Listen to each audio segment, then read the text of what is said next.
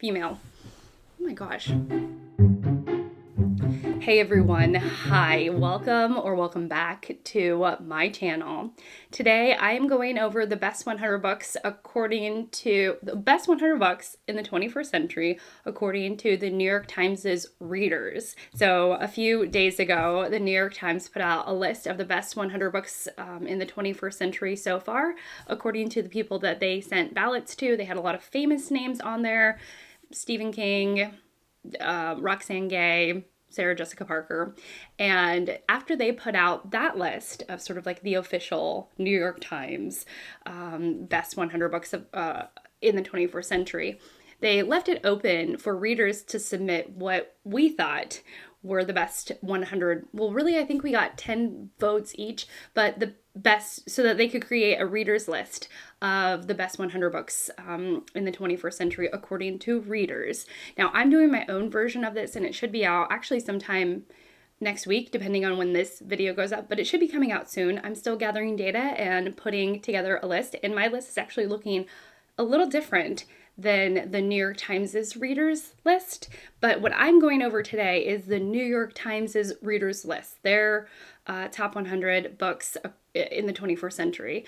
So the best 100 books in the 21st century, according to the New York Times' readers. So, wow, that was a mouthful, but I had to get it all out. It's all like context.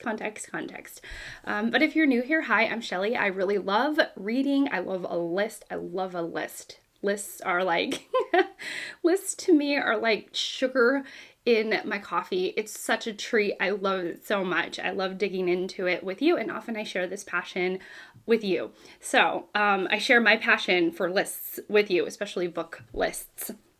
Okay, so if you are new and you would like to subscribe, I would encourage you to do so. Like the video, that always helps. And let's go ahead and get into the meat of this video. The New York Times kind of put out the list. They actually didn't even give us much suspense. They started at number 1 and they go all the way down to number 100. I think that there is a little bit of recency bias, meaning that the number 1 book is a book that was very recently published, and I think that it is standing out in a lot of readers' minds as a wonderful book. I'm going to start at number 100, and I like the number 1 book. I'm going to start at number 100. I'll try and keep a count of how many I have read, maybe in the corner or something like that, depending on how ambitious my editing self is. And we're just going to kind of dive right in. They did say that there was a little bit of overlap there in terms of their official list and the reader's list. There were 39 books in common, but otherwise there were 61 new titles. So let's go. I'm going to try and make it a little bit snappier than my last video because of time constraints and all of that. But you know, that's a me thing, not a you thing. But just know I'm going to kind of go through them a little bit snappier. Number 100, A Man Called Uwe by Fredrik Backman, translated by Henning Koch. I've read this. This is about an older man who is pretty sad about his life, and we find out why. There is a friendship element to this book and a real sweetness to it, so I can see why it resonated with readers. Number 99, Empire of Pain by Patrick Radden Keefe. I have read this. This is about the Sackler dynasty and how they contributed to the opioid epidemic in America. Fantastic book, very enraging though. I have some qualms with it, but it's an enraging yet very readable book. Shuggie Bain by Douglas Stewart. I have read his other book, Young Mungo, Douglas Stewart's Young Mungo. What Stewart does well is he writes about a very broken family, very, very dysfunctional family, and Shuggie Bain was his debut. I believe it, give me a second. It did win the Booker. I was like, I know it won a lot of prizes, but I can't remember if it won the Booker. It did win in 2020. It was just universally loved from what I saw, and I've been meaning to read it for quite a while, even though I need to buy a copy. But anyways, I need to read it because I heard it's phenomenal. Number 97 is My Year of Rest and Relaxation by Ottessa Moshfegh. I am not sure if I will like Moshfegh's work, so I've never picked up any of her books. This is about a protagonist who kind of puts herself in a drug-induced fever dream for an entire year. That's the premise of the book. Again, I'm just not sure if Moshfegh is for me, though I know fans of hers are like dedicated fans. Number 96 is The Vanishing Half by Brit Bennett. This had a huge moment a few years back. Everyone read it. I somehow missed it. I don't know how. And it is about female twins. They are Black women. Actually, we meet them as young girls, but they have very light skin. And these women, they end up, choosing different paths in their lives. And it is about, the way your life unfolds while thinking about questions of race and connection.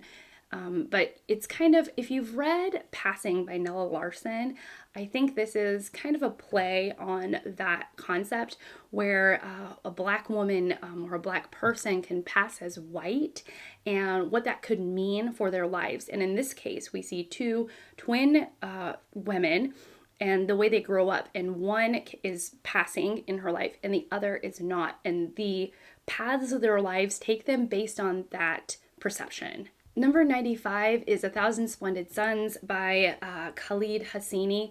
This is going to be about a female friendship set in Kabul, and it's going to be following them through the decades. Number 94 is The Bee Sting by Paul Murray. This is our actually it didn't win the Booker, but it was to me the unofficial winner of the Booker for last year because readers seem to really, really love this book. But this is about a family and the way that what Paul Murray does is that he takes a moment like a bee sting and the way that every person in the family perceived that interaction, perceived the bee sting, like what it meant for each person and the impact of our perceptions. It's not a family saga, but like maybe a family dramedy, comma. I don't know if it's funny. Maybe it is funny. I'm not really sure, but I've wanted to read this. It's a chunkster of the thing, but I've heard such great things about it. It's been on my list of want to read for ages. I have it on my Kindle. I don't know why I keep avoiding it, but I definitely want to read it. Next is Remarkably Bright Creatures by Shelby Van Pelt. This is about a woman who I think has recently suffered some loss in her life and the way she interacts with a giant octopus in an aquarium, but a giant octopus. Number 92 is another translated work, and it is Drive Your Plow Over the Bones of the Dead by Olga Turkatchev, translated by Antonia Lloyd-Jones. This was honored by the International Booker, and it is about, I think from what I gathered, it is a thriller meets fairy tale, and the combination of those two things. I've heard only good things about this book, and I definitely want to read it now. Number 91 is Project Hail Mary by Andy Weir. This is going to be science fiction adventure story. I know people who read it and are fans of Andy Weir, love Andy Weir. Number 90 is In the Dream House by Carmen Maria Machado. This is a memoir, but every section of the memoir, she's using a different writing technique to, portray that story. It is about an abusive lesbian relationship. It's supposed to be really good and quite haunting. Number 89, another book I have read, The Glass Castle by Jeanette Walls.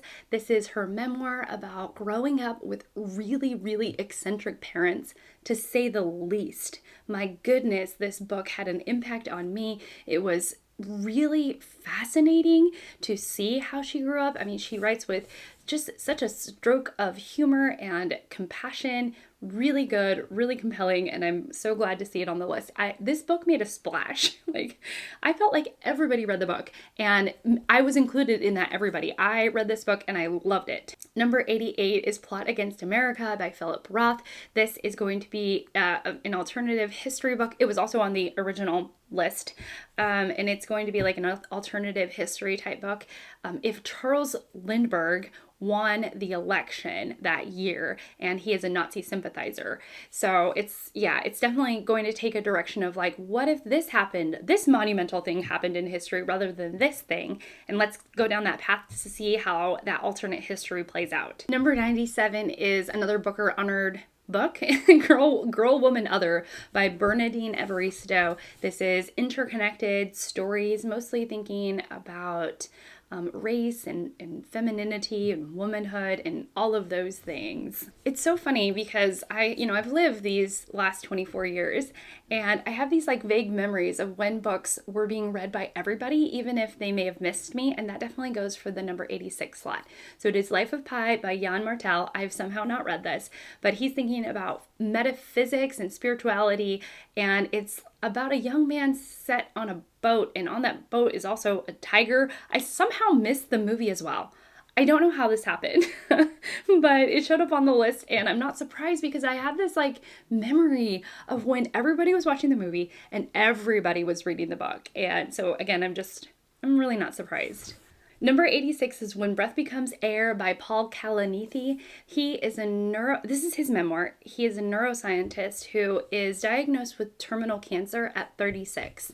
And you can imagine just what a gripping memoir this would be. I heard it's very, very effective. And number 84 is another book that was on the original list, The 10th of December by George Saunders, a short story collection by him. George Saunders he's a teacher as well as a writer.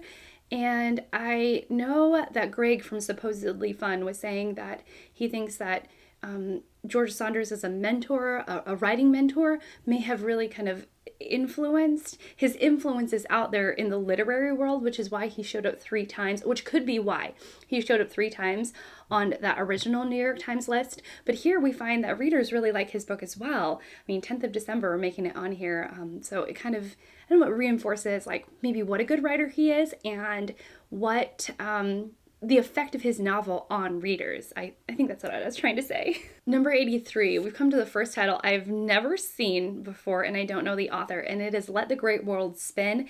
This is by Colum McCann. It seems like we have a split timeline. One is set as people in Manhattan are watching the Twin Towers fall, which is, a terrorist attack here in the U.S. And then we spin back in time, or somehow we're back in time in August of 1974. We're also in New York, but instead there is a tightrope walker walking in between the towers. And I know from the children's book I read a while back that this was a real event that happened. So it's a historical fiction book, and clearly it resonated with readers, and now I'm very interested in this. Number 82 is a book that I just finished a day or two ago, Tom Lake by Ann Patchett, which is about a family, mostly a woman, her 3 daughters, her husband, a family, Shelley, and they are on this cherry orchard that they own. It's the pandemic, and so the days are long. They're kind of in their own family bubble, and the mother is, being asked about her past, about when she dated this movie star, but the movie star was not yet a movie star. It was like someone who was kind of her equal back then. And so, as her daughters are kind of pestering her with questions and really curious, especially on these like long days during the pandemic, she tells her story about the summer that she dated somebody who would become famous. It's a really touching story. Ann Patchett is doing exactly what Ann Patchett does best. I'm doing a whole review here, apparently, in that she creates very believable, empathetic characters, and she has a really good finger on the pulse as how to create nuance in between family relationships, like sometimes a little bit complicated nuance, but touching and effective nuance between family members. Really, it was a good book. I really enjoyed it. My family's home. Break time for me. I'm back. Okay, so number 81 is The Immortal Life of Henrietta Lacks by Rebecca Skloot. This is a nonfiction book considering the ethics of the medical research, especially on the Black community. Number 80 is Deacon King Kong. I know there are, by James McBride, who has a ton of fans out there. I have not read this, but this is about a cranky deacon who point blank shoots a drug dealer, and he does it, I think, in front of the neighborhood and witnesses, and the effects that has on the community. We've gotten to someone I've unhauled all of his books. I cannot do it, y'all. I can't do it. And number 75 is 1Q84 by Haruki Murakami, translated by Jay Rubin and Philip Gabriel. This is, I don't know, a fever dream, long, chunky book exploring sexuality and such. And no, thank you.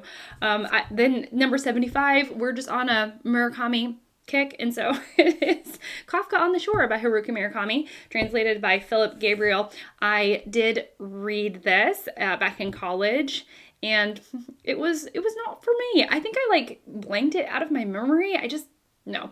It's very dream sequency, fever dreamy, grappling with a young man's sexuality kind of moment, as most of Murakami's works are. Number 77 is a nonfiction book, Sapiens, by Yuval Noah Harari. Okay. This is subtitled The Brief History of Mankind, and that's exactly what it's going to do. It's going to take the reader through the stages of human history, I think, in sort of big swaths. Number 76 is another nonfiction book. It is Just Mercy by Brian Stevenson, who works with people on death row. So he writes about the injustice of our justice system here in the US, but also goes into individual stories and individual cases he works on as he is working to get certain individuals off of death row. Number 75, The Lincoln Highway by Amor Towles. This is a coming-of-age road trip book. Number 74 is Clara and the Sun by Kazuo Ishiguro. This is going to be a dystopian book about AI, I think, in a way. It is about, I think, friendship and the way artificial intelligence can play a role in our lives, but obviously in a very Ishiguro kind of way, which means that it's probably quiet and a little bit meandering and a little bit slow to get to the point, but overall very effective. I have not read this though. Number 73 is Harry Potter and the Deathly Hallows, one of the, this is what, the last book in the Harry Potter series? I don't remember. I've read them all, but I don't remember the exact order, but I'm not surprised to see Harry Potter on this list. Harry Potter is by J.K. Rowling, by the way. I don't think I said that. Number 72 is Crying in H Mart by Michelle Zauner, or Zauner. This is a memoir about a young woman who is, losing her mother to a terminal illness. And it's sad. It has some great descriptions of food. I've read this, and I liked it, but I could see its imperfections. I do think that this is definitely suffering from recency bias, because I think in a few years, I don't know if it will fade in everyone's memory in the way that one might think it would. Yeah, but maybe that's just me putting my thoughts on to the book because it wasn't my favorite. Number 71 is one that overlaps with the original list, and it is Sing Unburied Sing by Jessamine Ward. This is going to be focusing on a struggling family in Mississippi. Number 70, another book I have read, and it is Know My Name by Chanel Miller, who was the survivor of a sexual assault on a Stanford, which is a collegiate university's campus, and it's going to be about her experience, which is both harrowing and very, it really tugs on your heartstrings. So I'm glad to see it here, and I'm not surprised. Number 69 is another nonfiction book, and it is Killers of the Flower Moon by David Grann, which reads like a thriller murder mystery, but on an indigenous person's land. And it's just, I heard it's really great and has some really fantastic twists and turns. One that I've been meaning to read for a long time. Number 68, we're on a bit of a nonfiction kick, and it is The Devil in the White City by Erik Larson. I didn't know what this was about, although I think my dad has given me some grief about not reading Erik Larson yet. I'm pretty sure he has. So this is going to be a nonfiction, but it's written very novelistically. It has a very fiction style, and it is about the first known serial killer in the United States. Does that not sound amazing? Number 67, a book I have read and I loved, Piranesi by Susanna Clarke, which is a fantasy novel that really prioritizes place, I would say.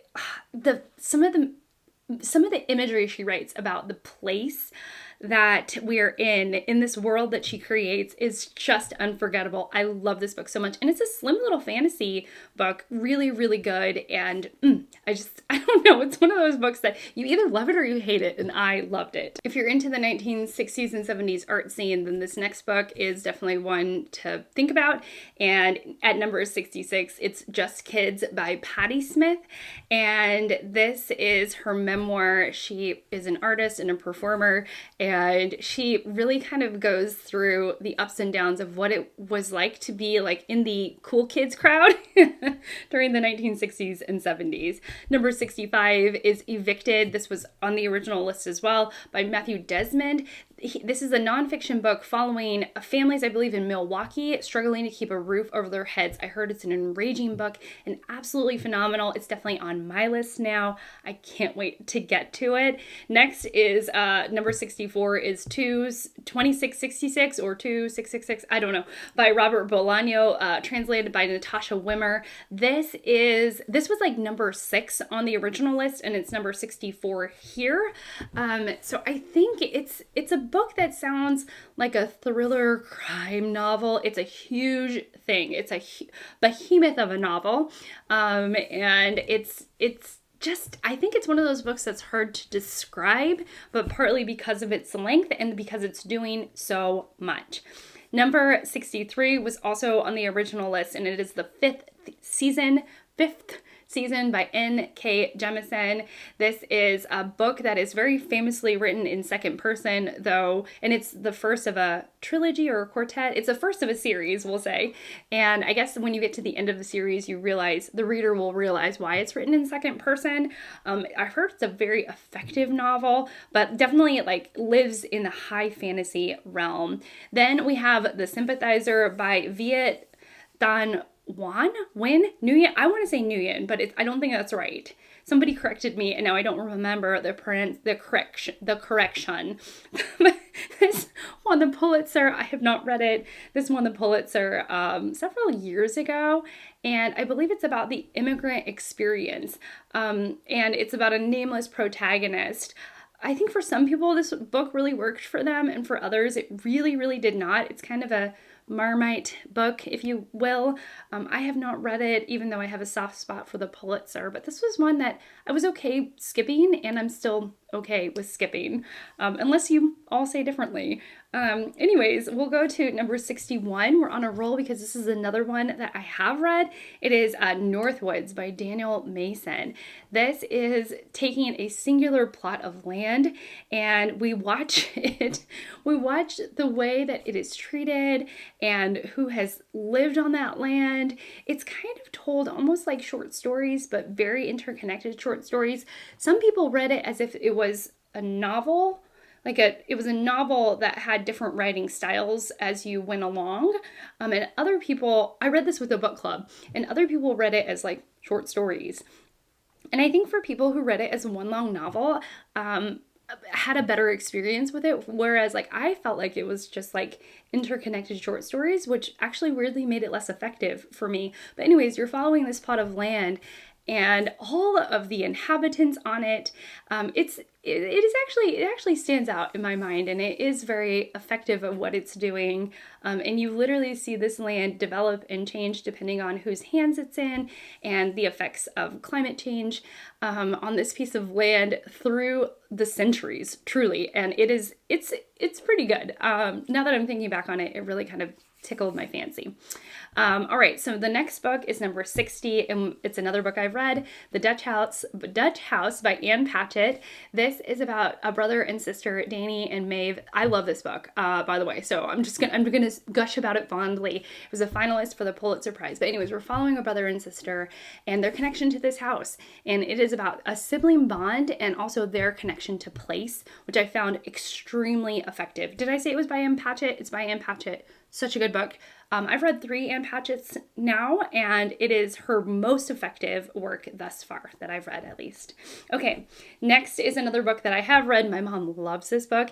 It is Where the Crawdads Sing by Delia Owens. Less effective for me. It's about a young woman living on the coast of North and South Carolina. I can't remember, but basically, like, I live I live in the place in which Delia Owens is writing about, or I live like 45 minutes away from the place that Delia Owens is writing about. And it is her survival story. I really loved Owens' nature writing. Like whenever she was describing the place, it was so effective. The storyline of this young woman kind of raising herself out in nature and her connection and to the people of the town and being an outcast, and the way the plot unfolds was less effective for me, but I did love Owens's nature writing. And then we have another book that overlapped with the original list, and it is White Teeth by Zadie Smith. This is her maximalist novel that she wrote when she was still in the cot, okay? Like she was a child when she wrote this. I'm exaggerating here, but this was her debut novel, and I think still to date, like her best work. I don't know how she did it. I've not read it yet, but it's definitely on my list to read. Maximalist work. I think just she puts a lot of concepts in this novel and really makes, and I keep on saying maximalist or maximalism, really makes the maximalism work in this novel for her, which I think is an absolute feat. Another book that overlapped with the original, Small Things Like These by Claire Keegan. This is a teeny little book. I know that a lot of people love Keegan for her brevity and the way, like how effective she can be with her brevity. This is a short story set around Christmas time. We're thinking about sort of, I think, the wrongs that the church has done on certain people, but overall it's supposed to be an incredibly sweet and touching story. Another trilogy I have read, and I think they're just naming the first book in the trilogy, but it is number 56, The Hunger Games by Suzanne Collins. Oh my gracious, I read this at the height of this being published. It is dystopian novel it's putting kids out in the wild. It's a televised event, and they're trying to it's like they release several children onto the land, and the kids are supposed to kill each other, and it's supposed to be in the name of entertainment, which, you know, has all these wrong implications to it. It is a young adult fiction novel. I liked it when I read it back then. I think I would have a very different opinion of it now. Number 55, Braiding Sweetgrass by Robin Wall Kimmerer. This is a nature book, a nature writing book, nonfiction book, but what Kimmerer does is that she weaves in indigenous teachings and spirituality in this writing. It's supposed to be beautifully rendered. Okay, we get Stephen King on this list, who I hilariously didn't know as I was filming the last video I did for this kind of list, that in his ballot, he submitted his own book, which is just gives me the ick a little bit, but it's okay. We're not talking about King himself. We're talking about his work, and it is 11/22/63 by Stephen King, an alternative history book, I think based around the Kennedy assassination, behemoth of a thing, and obviously readers really loved it. Number 53 is another book that overlaps with the original list, and it is Trust by Hernan Diaz. It is set in New York, focusing on the financial industry and a work of metafiction. Next is I think it's a World War II book, and I know people love this book. I somehow have missed it, but it is at number 52, The Nightingale by Kristen Hanna. People who love Kristen Hanna, they love Kristen Hanna, and this was like her big work that people just absolutely adored, so I'm not surprised to see it here on this list. She writes emotional historical fiction works. Number 51 is a book that I finished really quite recently, Cast by Isabel Wilkerson. Cast is a nonfiction book, making the point that the thesis of the book is that we have a caste system here in the U.S. and Wilkerson's writing is both gentle and effective, and her argument is ironclad. Then number 50, we have James by Percival Everett. I read this as well. This is a retelling, a reimagining of Huckleberry Finn, but told through the perspective of James. It is a fantastic book and reads like a thriller. now we have an actual kind of murder mystery thriller. I have this on my shelves unread. It is Gone Girl by Gillian Flynn, which just took the readers by storm about 10 years ago. I remember the height of this book. Everybody was reading it. It is a murder mystery with an epic twist, but at the heart of it, I think it's talking about husband-wife relationships and the complexities of that. Then we have a book that I think also was honored by the Pulitzer. I'm not really sure, but it is On Earth We're Briefly Gorgeous by Ocean Vuong. This is a story, I think it's a story about the immigrant experience here in the U.S., but it's told, I think, from the protagonist writing letters to his mother. And it oddly, his mother can't read those letters. And, you can just, I can even feel the emotional tug that would have on one's heart. Now, I know that Vuong is also a poet, so the language that is rendered in this novel is utterly gorgeous. Then we have a book that made a splash. A television show was made about it. And it is number 47, Lessons in Chemistry by Bonnie Gurmis. This is about the role of women. It's a fiction book about a woman working in the science industry. And it's really about the struggle of being a woman working in this. My camera cut off. How rude. It's about the struggle of a woman working in the sciences. And I know people really liked it. I actually started it and just kind of drifted away from it. I'm not going to count this as a book that I've read because I haven't read it. But I don't know. I started it and I was like, it's fine.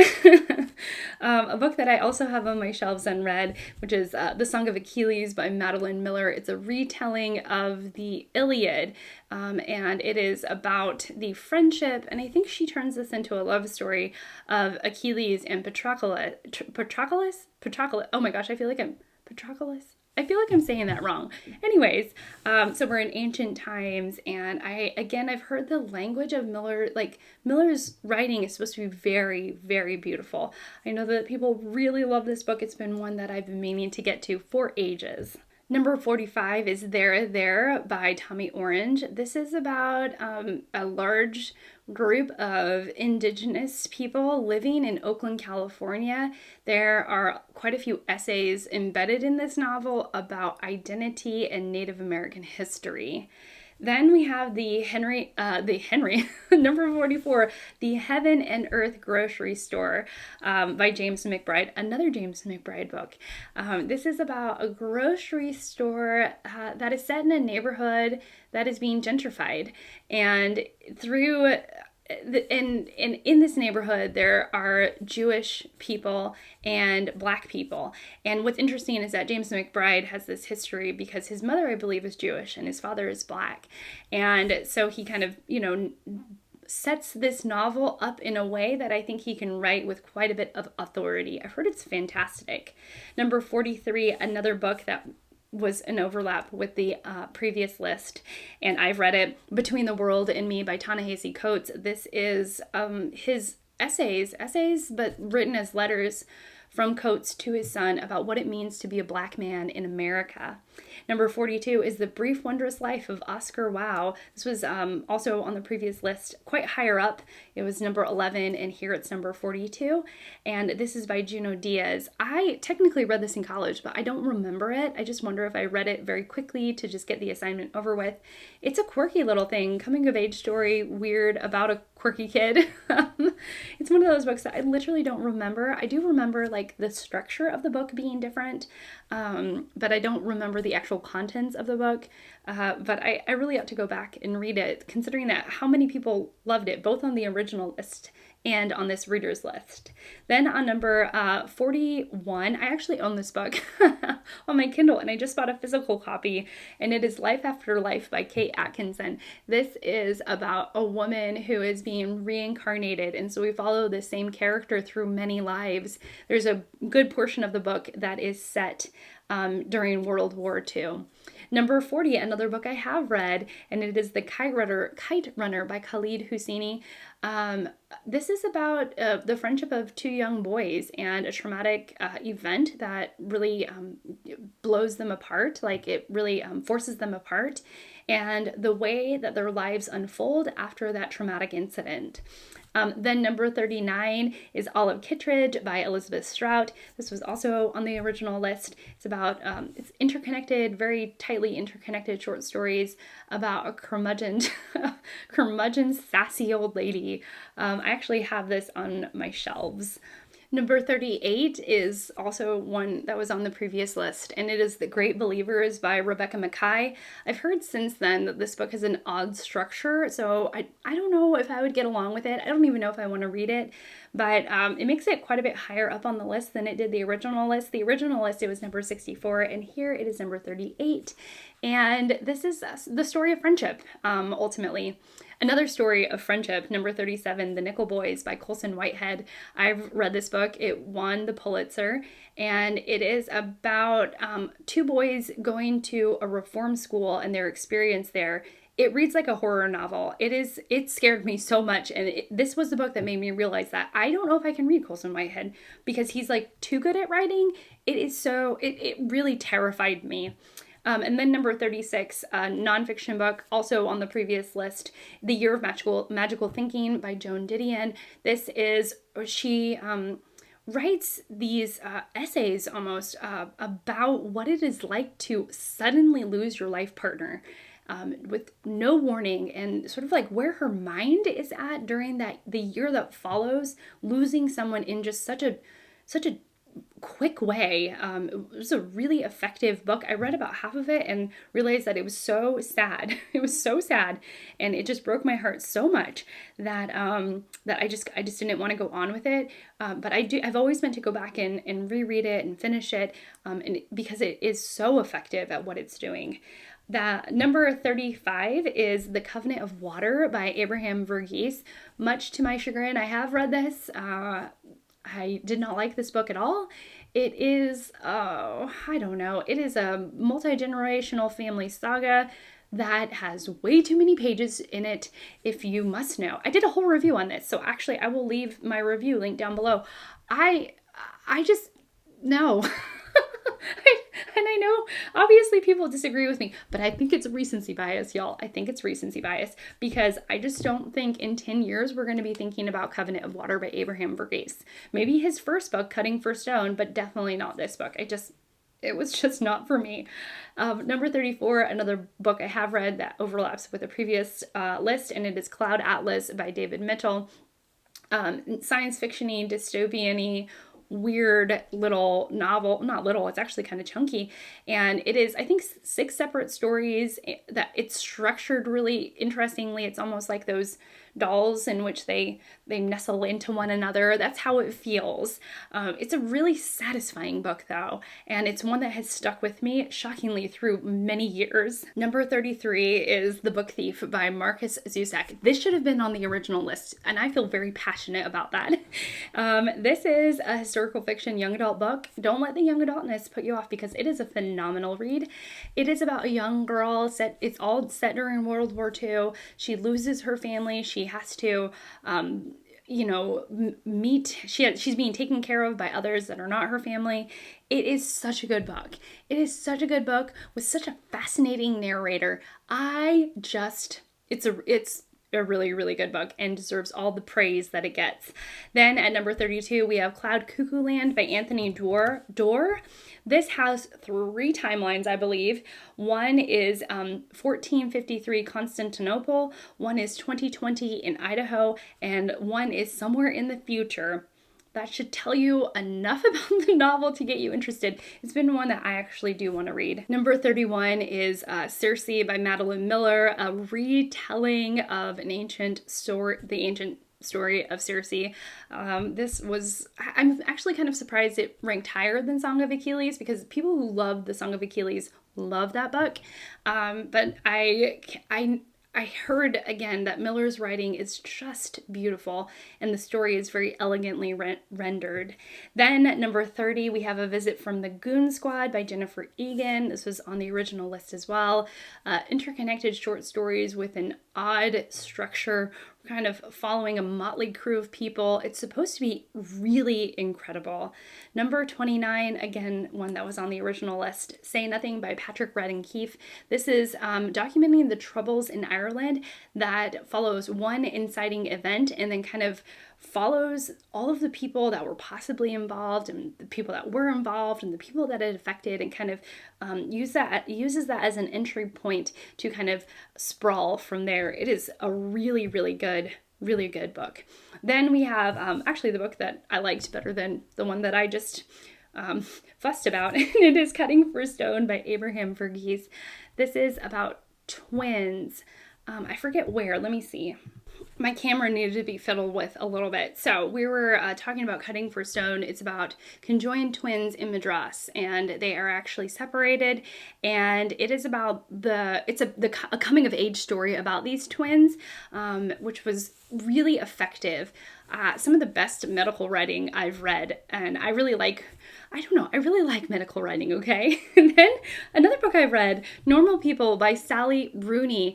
This is about this is another coming of age novel about a young boy and young girl. Gosh, I'm boring myself by describing it. I did not love this book. There are some people who love this book, and I am not one of them. So there are a lot of people to disagree with me, and that is okay. But it's their relationship and their ups and downs and their interior life and what they mean to each other. And I'm boring myself with this description. It was not to my taste. Then we have The Corrections by Jonathan Franzen. This was also on the other list, and it is about a Midwestern family having one last holiday together and using that as an entry point to talk about the dysfunction of the family. Then we have Gilead by Marilyn Robinson. This is a phenomenal book. It is so quiet and so empathetic and so full of emotion, but never ever reaching a boiling point. It is all just so quiet. There are no splashes on that pond, and in a way that's what makes the book so special. It is so like meditative and deeply thought out. It is so beautiful. That is number 25. I think I'm not saying the numbers because I'm getting overly excited about this list. Then at number 24, Bel Canto by Ann Patchett. My least favorite Ann Patchett book. And actually, I think Ann Patchett was surprised that so many people love this book because I don't even think it is her favorite book. But regardless, it's on the list. We're at this birthday party that gets taken, the birthday party members get taken hostage by these young gorillas, and that is the beginning of a really odd and kind of fascinating story, even though I just think the whole thing fell apart for me about the last 30 pages, and most especially in the epilogue. A book that has made it to my TBR only because I've been doing these videos, and it is The Warmth of Other Suns by Isabel Wilkerson. It's a nonfiction book about the Great Migration that happened in the 1900s, where a bunch of Black people moved from the South to the North. And she does an amazing job interviewing people and documenting this thing that happened. I'm really curious about it, especially since Cast worked for me, and that Wilkerson is just such a phenomenal writer. Then we have Hamnet by Maggie O'Farrell. It is about the family of William Shakespeare, but they never name Shakespeare. It is mostly about his wife and son. It's a book about grief. It is supposed to be really good. And weirdly, I haven't read it yet. I really need to rectify that soon. Number 21 is Homegoing by Adichie. This is about two tribes in Ghana, and we follow their lineage through the centuries, like I think for over 100 years. It's supposed to be a really good novel. I read Transcendent Kingdom by Adichie, and I really love that book. I thought it was a really well drawn book. You could see what what a great author she was. Number 20 is The Amazing Adventures of Kavalier and Clay. This by Michael Chabon, or Chabon, Michael Chabon, I don't know. Oh my gosh. Okay, this is going to be the story of two nerds. Two kids, they're cousins. One of them, I think, immigrated to the US. They're in a borough in New York, and they are taking on the comic book industry. I have this book on my shelves unread. Number 19 is Americanah by Chimamanda Ngozi Adichie. This is about I have notes. This is about a young Nigerian woman who immigrates from Nigeria to America and her experience here. It's supposed to be a really effective and thought-provoking novel. Another book I have read is Middlesex by Jeffrey Eugenides. This is a multi-generational family saga. We start off with these grandparents, when they're really young, they live through the burning of Smyrna. They immigrate to the US, I think to Detroit. And then we follow their kids and when they have kids, and then eventually we land on the grandson, who is it's also a really interesting conversation about gender and how you grow up and the way you're parented because of your gender. I remember really loving this book when I read it, and I was so glad when I read it. And I've been a fan of Jeffrey Eugenides' work, primarily because of this work and The Virgin Suicides, but this work is definitely more effective. It's more sprawling, but the conversation about gender he kind of gets at in a sort of roundabout way, but it's very effective. I need to stop saying the word effective, by the way. Number 17, a book I want to read primarily because I'm doing these videos again, Atonement by Ian McEwan. It's about a young girl who spies her older sister flirting with someone of a different class than her, and the little sister spins a tale about her older sister and the trouble that gets everyone in. A book that I own, and I didn't realize it was so well loved, but it is Lincoln in the Bardo. This is number 16, Lincoln in the Bardo by George Saunders. This is about President Lincoln here in the US, and it's supposed to be a very experimental novel, and I think all of those experiments really paid off because so many people love this novel, and it's like he is grappling with grief and maybe visited by ghosts. It's a weird one, but it's supposed to work, okay, y'all? It's supposed to work. Oh, then we have this a very famous post-apocalyptic novel, number 15, The Road by Cormac McCarthy. We are following a father and son, and they are trying to live through what is now a world in a post-apocalyptic era. There is things like cannibalism in this novel. I watched the movie and I thought the movie was really good, but I'm still unsure about the book.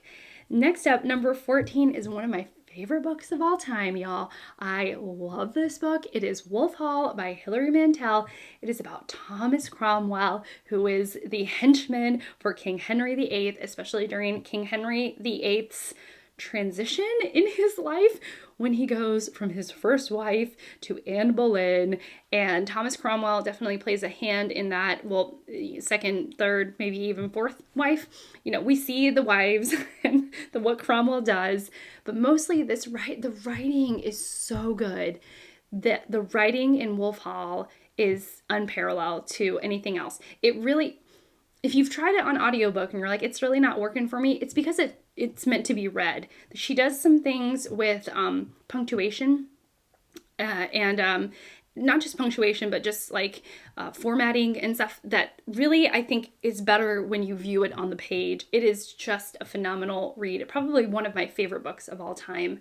Number 13 is The Underground Railroad by Colson Whitehead. This reads like a thriller. This scared the wits out of me. It is a magical spin on the Underground Railroad when a young female slave decides to take off and try to make it to the north for her life, and it was really good, but it stuck with me because of how terrifying it was for me. It also won the Pulitzer Prize back in the day. Oh, another Pulitzer Prize winning novel. This is The Overstory by Richard Powers. I actually have this somewhere I have it on my shelves. I haven't read it yet, but it is both, it's supposed to have a very wonderfully drawn story at the center of it all, but he kind of surrounds it by or with like thoughts about nature and the human impact on nature. It's supposed to be really, really good, and it really is supposed to stick with you. Number 11, a book that I've read, and again, probably, top 10 of my own personal favorite books. And it is A Little Life by Hanya Yanagihara. This tells the story of friendship. It is about 4 friends. It starts off with 4 friends, and slowly you realize that this novel is not just about all 4 friends, but it is about one specific friend and that one specific friend's wild life. It is so sad, but so good. Oh my goodness. It is one of those books that it was just amazing. It was amazing. And I don't think I could ever read it again because of how dark it is. It is a dark book, y'all. Okay, number 10. I'm going to move on from there. Number 10 is Station 11 by Emily St. John Mandel, another dystopian novel. We are following, I think, primarily a troupe of Shakespearean actors as they are living through this dystopian, apocalyptic type, I think it's post-apocalyptic, world now, and they're living on the tarmac of an airport, and I think it's about their interactions. Again, I've heard her writing is very beautiful. I think I own a different book of hers. I can't remember which one. Not Station 11, but now Station 11 is on my list. Number 9 is Never Let Me Go by Kazuo Ishiguro. This is, I think someone else described this as one of the most quiet dystopian novels. It is really quiet. It's about friendship and it's a weird book. I think it's one of those books that if you go in blind, it's probably the best. But do know that it is a quiet book, and at the heart of it, it's about friendship and the discrepancies in this dystopian world. Okay, number 8 is My Brilliant Friend by Elena Ferrante, translated by Anne Goldstein. I love this book. This is about female friendship. And it's not just about female friendship. It's about this teeny tiny village in Italy where it's post-World War II. And these women are trying to survive. And in some ways, they're trying to outrun their circumstances. And at times they're just trying to be young women living their lives in a world and in a town and in a circumstance where they have no power at all. And I really love this novel. I really, really love this novel. Is it the top 10? I'm not sure. I don't have quite the passion for it as I do for Wolf Hall and A Little Life, but it's definitely up there in books that I have just fallen in love with.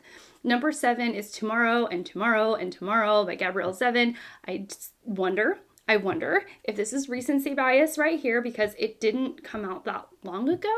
And it is about it's primarily about friendship. Again, more books about friendship. There's a lot of friendship books on this list, but it is about friendship. I have not read this. Friendship in the Tech World, that's what I was trying to say.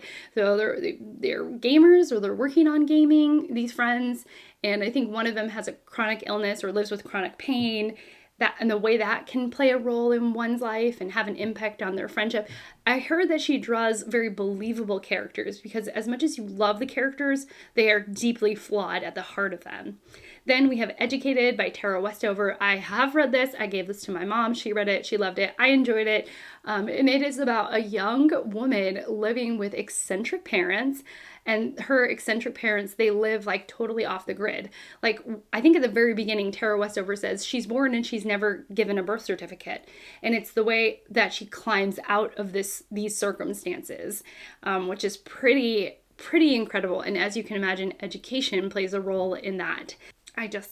It's not for me, y'all.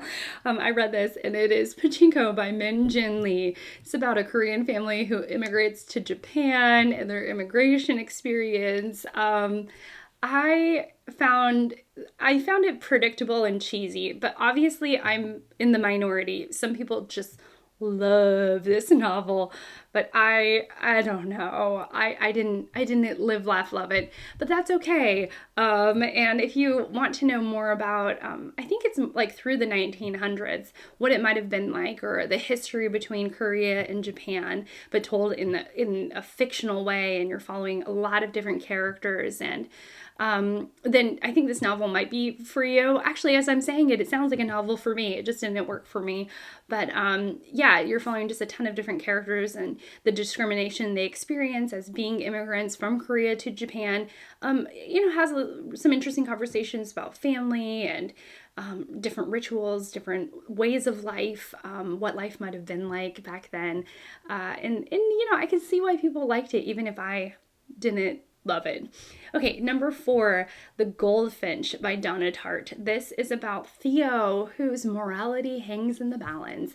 Is he going to be a good guy, or is he going to give his life up to just wretchedness, like truly scum of the earth kind of things? And as this morality hangs in the balance, he has a very special relationship with the painting on the cover, The Goldfinch. I quite like this. I loved the way that Donna Tartt approaches the conversation about art. Number 3 is A Gentleman in Moscow by Amor Towles. This is about a Russian aristocrat who has a life sentence in a luxury hotel. I think this is one of those books that one has to read in order to get the magic of it, because I'm like, why? Why do people love it? I don't know, but now it's on my list. I actually might own this on Kindle, but I'm not exactly sure. But I'm surprised. It's so high up. People just seem to really love this book. Number 2 is All the Light We Cannot See by Anthony Doerr. This is about a blind French girl and a German boy whose paths collide in occupied France as both try to survive the devastation of World War II. I had to read that because I didn't know what this was about. I was like, it's about a World War II novel? I don't know. I've not read Doerr. I feel like I would really, really, really like him. Maybe I should start here. And then the number 1 book was also a book on the last list as well, the previous list, and it is one that I've read, Demon Copperhead by Barbara Kingsolver. This is our number 1 book, and I do think that in some ways it is suffering from recency bias because it came out so soon, but I think that people are remembering the last great book they read, and it is Demon Copperhead by Barbara Kingsolver. So it's obviously being well received. It won the Pulitzer, it won the Women's Prize, well, co-won the Pulitzer, and then it won the Women's Prize. It is a really phenomenal book. What Kingsolver does is that she takes David Copperfield, and she uses that to kind of write a new story, but one that's more modern, set in the U.S. in a small town in an Appalachian village, which is kind of in the south of the U.S. And it's about a young boy who, against all odds, you're rooting for him. His life is traumatic and just it's a lot. Though his life is traumatic. He has a lot of traumatic circumstances, and it's his growing up in the foster care system and getting stuck with the wrong crowd. And gosh, do you root for him? And what I loved about it is that Barbara Kingsolver, a woman of a certain age, writing the thoughts and opinions of like a teenage boy, that is a feat because she has such a clear voice. She gives Demon such a clear voice, and it feels so believable, at least to me. Some people, their biggest qualm is that he's not believable, and that's really what turns them off to the book. But I loved it. I thought it was amazing, and I'm really glad to see this on the list. Not sure it should be number 1, but I did really, really love this book. So yeah, that's it. So tell me, how many of you read? I think I have a count somewhere. I don't know. I think I've read more from this list than the last list. The last list I had read 17. I think I've read more here. And shockingly, there was only one title that I had never heard of, whereas most of the last list, I had never heard of it in those books. And so I'm not surprised as someone who's someone who is me, I am a reader, I read, I try and keep up, at least in a small way, that I had seen more books, and I knew of more books on this list than the previous list. And yeah, let me know. BookTube's best books best books of the 21st century. I don't know if I'll have 100. I don't think I will. But I've had over 1,000 book submissions. If the video is already out, I will leave it linked as I fade away right there. But yeah, I don't know. And I know that there are titles that are popping up on my list, on my BookTube's list. We'll say that, BookTube's list. There are titles that are popping up on BookTube's list that are very different than the titles popping up here on the New York Times' readers list.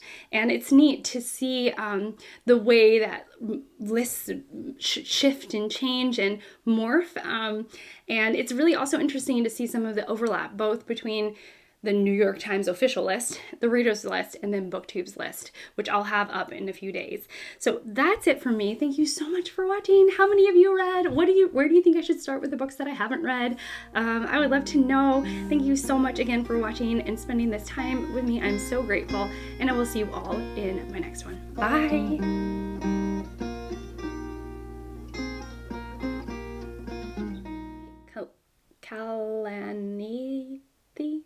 Kalanithi?